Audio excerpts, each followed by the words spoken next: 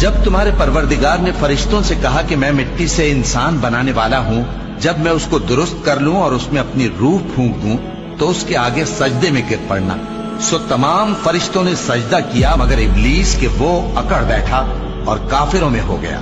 اللہ نے فرمایا کہ اے ابلیس، جس شخص کو میں نے اپنے ہاتھوں سے بنایا اس کے آگے سجدہ کرنے سے تجھے کس چیز نے منع کیا؟ کیا تو غرور میں آ گیا یا اونچے درجے والوں میں تھا؟ بولا کہ میں اس سے بہتر ہوں کہ تو نے مجھ کو آگ سے پیدا کیا اور اسے مٹی سے بنایا۔ فرمایا بس یہاں سے نکل جا، تو مردود ہے اور تجھ پر قیامت کے دن تک میری لعنت پڑتی رہے گی۔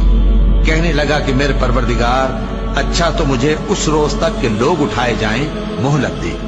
فرمایا کہ تجھ کو مہلت دی جاتی ہے اس روز تک جس کا وقت مقرر ہے۔ کہنے لگا کہ مجھے تیری عزت کی قسم، میں ان سب کو بہکاتا رہوں گا۔